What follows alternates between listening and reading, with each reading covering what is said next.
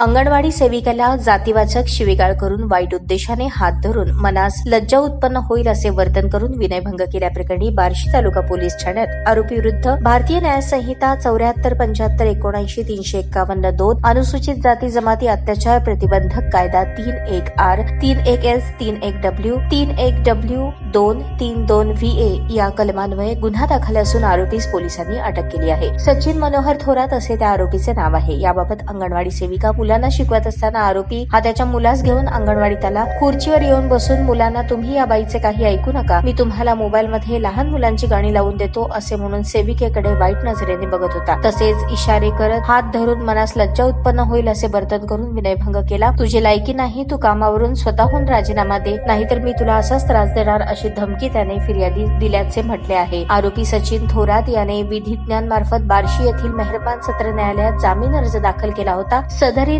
जामीन अर्जाची सुनावणी दरम्यान पीडित महिलेने तिच्या विधिज्ञांमार्फत लेखी म्हणणे आणि महत्वाची कागदपत्रे न्यायालयात दाखल करून आरोपीचे जामीन अर्जास हरकत घेतली। फिर्यादीचे विधिज्ञ आणि सरकारी विधिज्ञ यांचा युक्तिवाद ग्राह्य धरून मेहरबान जिल्हा आणि सत्र न्यायाधीश विक्रमादित्य मांडे यांनी आरोपी सचिन मनोहर थोरात याचा जामीन अर्ज नामंजूर केला। या कामी फिर्यादी पीडित महिलेच्या वतीने अॅडव्होकेट सुहास कांबळे, अॅडव्होकेट आकाश तावडे यांनी काम पाहिले, तर सरकारी विधिज्ञ अॅडव्होकेट दिनेश देशमुख यांनी काम पाहिले।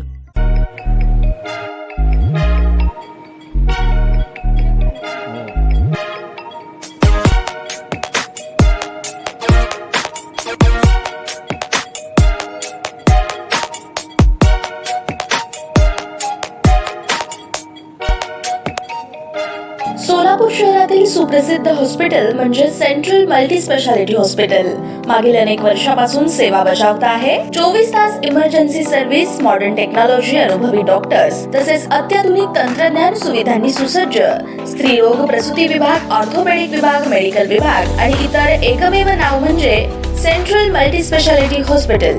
पत्ता गणेशपेठ शॉपिंग सेंटर, मंगळवार बाजार, सोलापूर। ताज्या बातम्या पाहण्यासाठी प्राईम महाराष्ट्र न्यूज चॅनलला सबस्क्राईब करा।